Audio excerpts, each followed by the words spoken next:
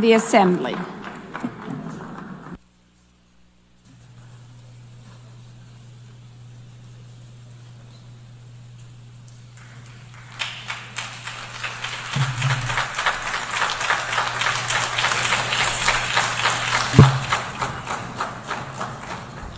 Thank you, Madam President, Mr. Secretary General, Excellencies, ladies and gentlemen.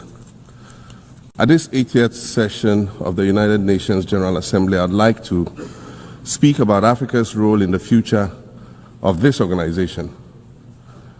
However, it's impossible to do that without first considering the collective role that Africa played in its founding, which was small and relatively insignificant. Of the 51 member states involved in the founding of the United Nations in 1945, only 4 were African: Egypt, Ethiopia, Liberia, and South Africa. It is important to point out that the United Nations came into being in the aftermath of World War II because of the inability of its predecessor, the League of Nations, to avert a large-scale global conflict, which had been its guiding purpose when it was founded in 1920 at the end of the First World War. Out of the 42 founding member states of the League of Nations, only 3 were African: Liberia, the Union of South Africa, and Ethiopia. Egypt was to join later in 1937.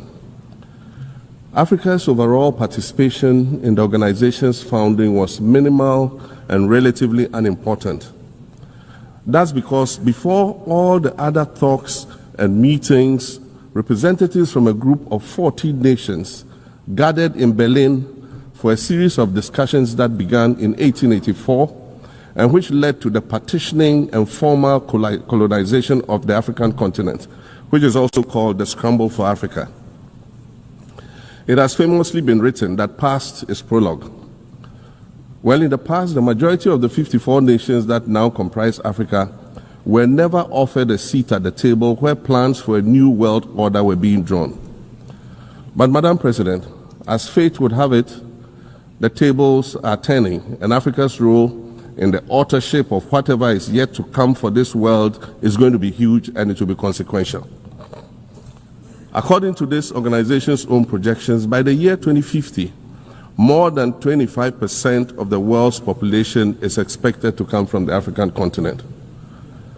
Additionally, by 2050, 1/3 of all young people aged between 15 to 24 will be residing on the African continent. So you see, the future of this world is African. Allow me to say this once again a little louder for those of you in the back. The future is African.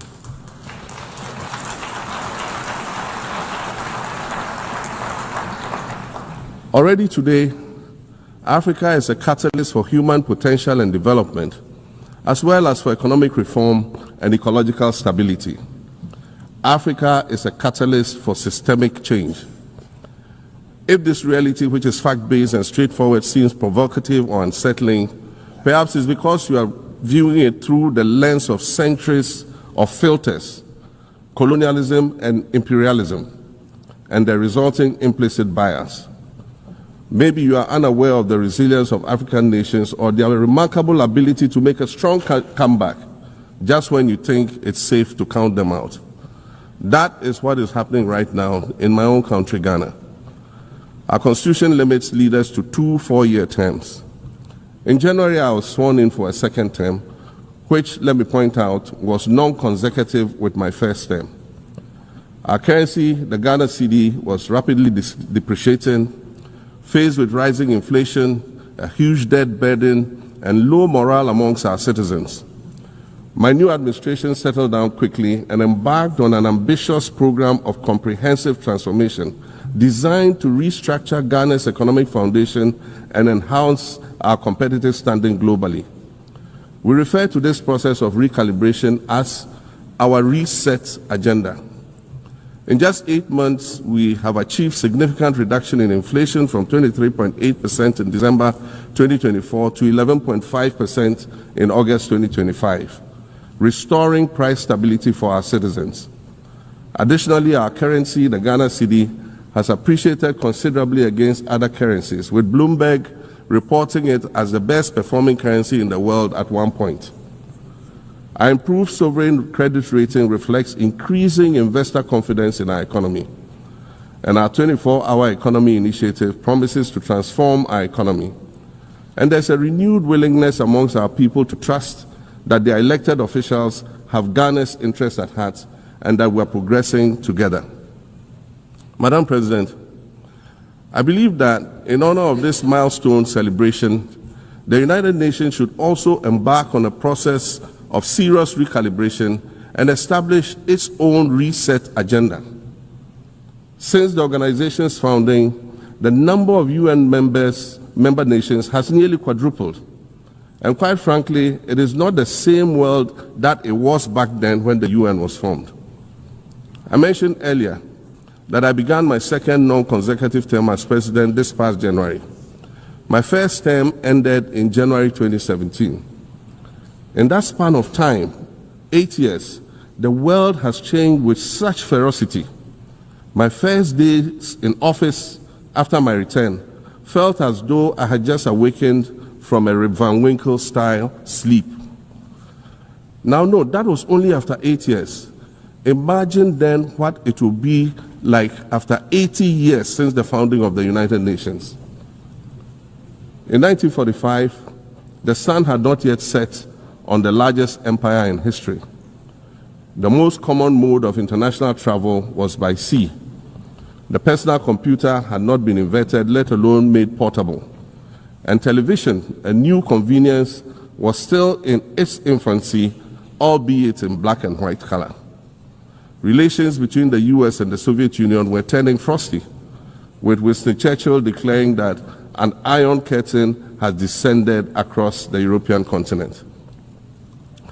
Fast track 80 years on, in today's world, hundreds of thousands of commercial flights take off and land every day.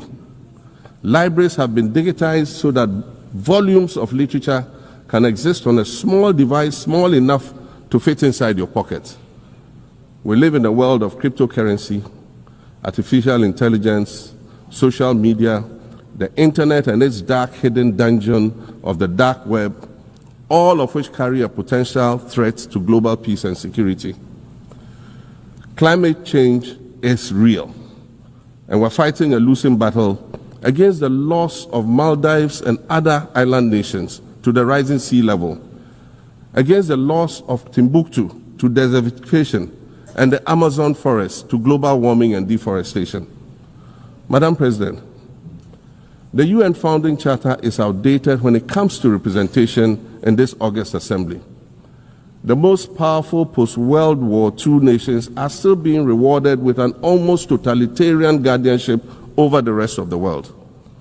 And yet, the first sentence in Chapter 2, Article 1 of the UN Charter declares that the organization is based on the principle of sovereign equality of all its members. If this were true, and was the case, a continent as large as Africa, with its numerous UN member states, would have at least one permanent seat on the Security Council.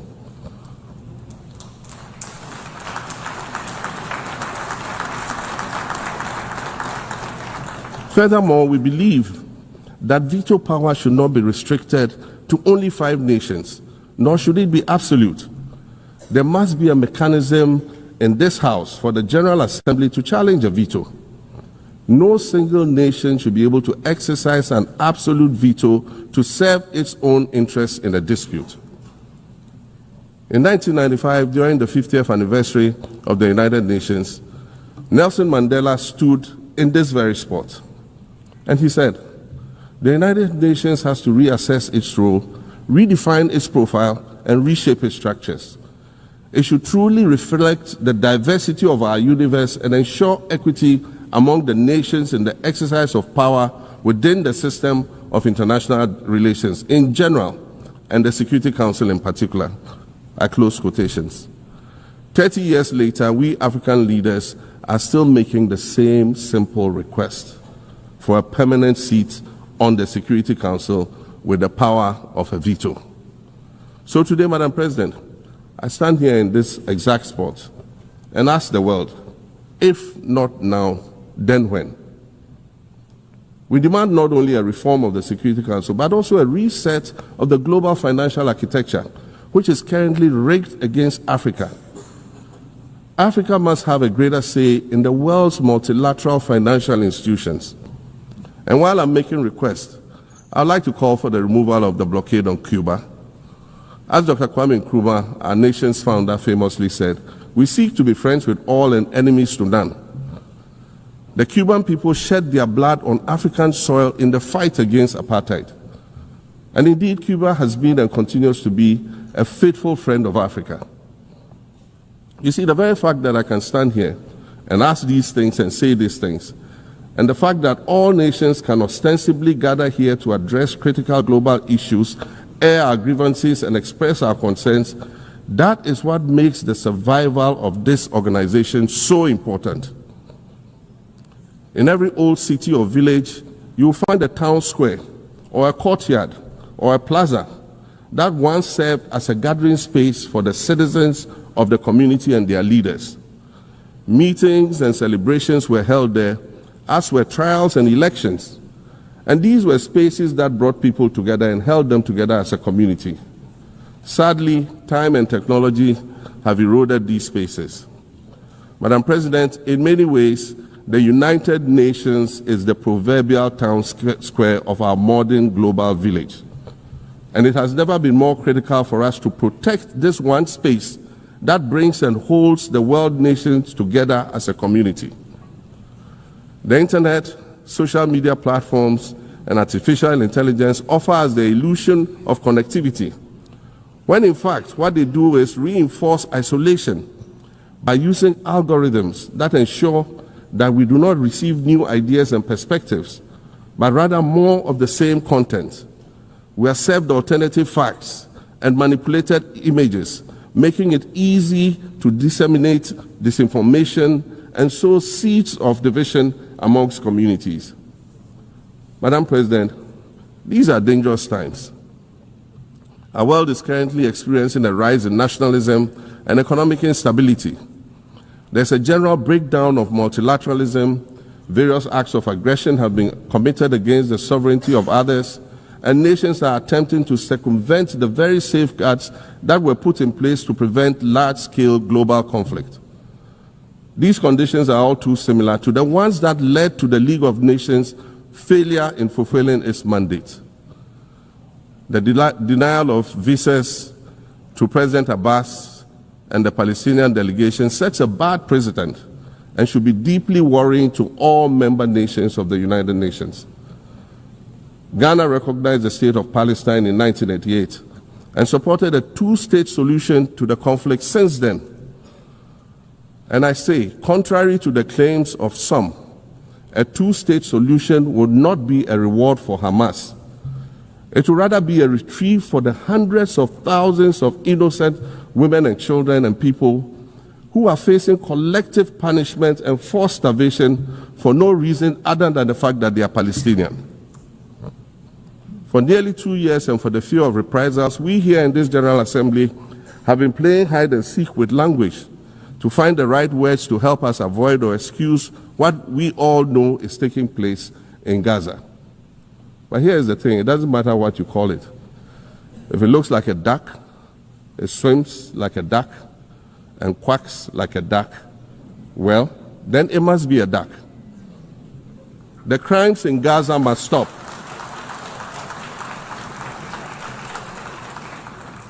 The crimes in Gaza must stop.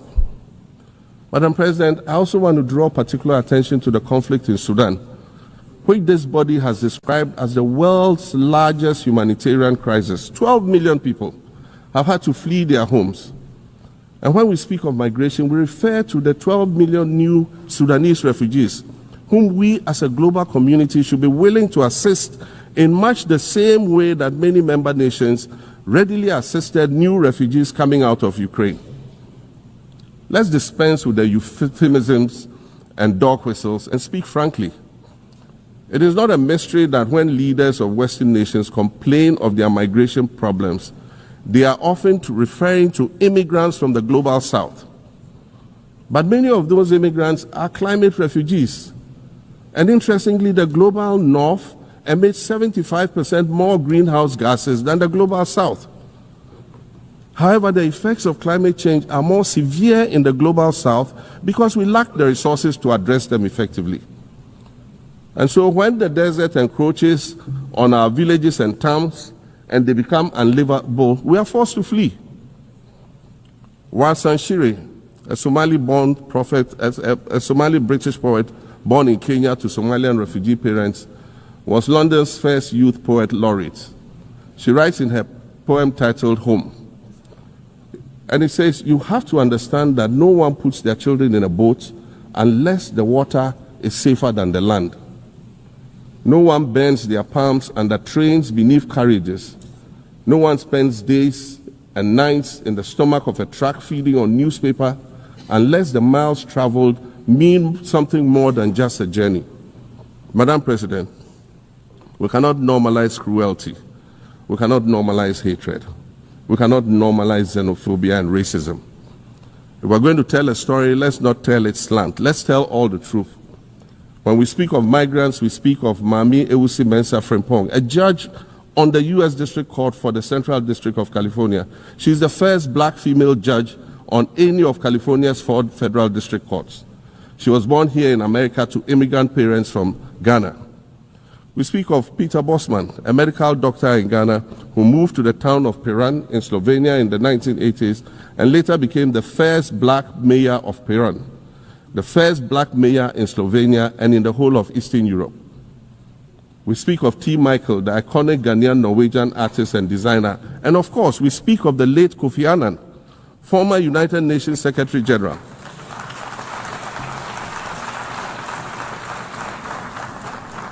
Former United Nations Secretary General and Nobel Peace Prize recipient, who was born in Ghana but spent his adulthood in various places in America and Europe. These are people who have brought great distinction to the countries that they decided to call home. Just as the migrants and the children of migrants before them did, I dare say these are not invaders. These are not criminals. Madam President, the slave trade must be recognized as the greatest crime against humanity. As the African champion on reparations, Ghana intends to introduce a motion in this August body to that effect. More than 12.5 million Africans were forcibly taken against their will and transported to create wealth for the powerful Western nations. We must demand reparations for the enslavement of our people and the colonization of our land that resulted in the theft of our natural resources, as well as the looting of artifacts and other items of cultural heritage that have yet to be returned in total. We recognize the value of our land and the value of our lives, as did our colonizers, as well as the governments that happily paid reparations to former slave owners as compensation for the loss of their property, in quotes, and that property for which they received compensation was paid referred to enslaved people who had been freed. Madam President, an increasingly insecure world is witnessing upward spending on defense budgets of bilateral partners and steep cuts in official development assistance. Since July 2024, it is estimated that there's been a 40% drop in humanitarian aid globally. In this era of global uncertainty, Africa must exercise sovereignty over its natural resources to raise the necessary funds to ensure the well-being of its citizens. The days of parceling out vast concession areas to foreign interests for exploitation must come to an end. We'll continue to welcome foreign investment, but we must negotiate better for a bigger share of the natural resources that belong to us. And we must insist on value addition to these resources. We're tired of the continued image of poverty-stricken, disease-ridden rural communities living at the periphery of huge foreign-controlled natural resource concession areas. We're tired of having people extract the most they can from us and in return offer us the very least by way of respect, consideration, and dignity. We're tired of not being represented in ways that reveal the richness and complexity of our history or acknowledge all that we have overcome to arrive here in this liminal space of untold possibilities. Allow me to echo the Indian-American writer Arundhati Roy, who wrote, "Another world is not only possible, she is on her way. On a quiet day, I can hear her briefing." I want to add that for the sake of Africa, and quite selfishly for the sake of my 18-year-old daughter, I hope that this new world that is arriving is a place of safety and equality for women and girls. To succeed, we must empower everyone, including women and girls, to reach their full potential. In closing, Madam President, I'd like to congratulate you on your election to preside over this historic 80th General Assembly and on being the 5th woman to hold this distinction. I'd also like to congratulate Her Excellency Nana Jane Opoku-Agyeman on being the first woman Vice President of Ghana.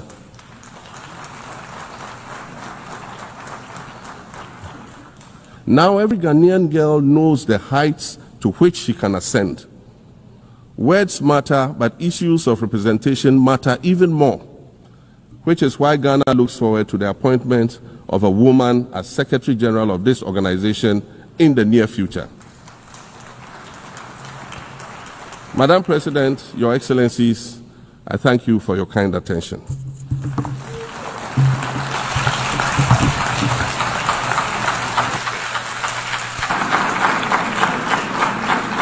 On behalf of the General Assembly, I wish to thank the President of the Republic of Ghana.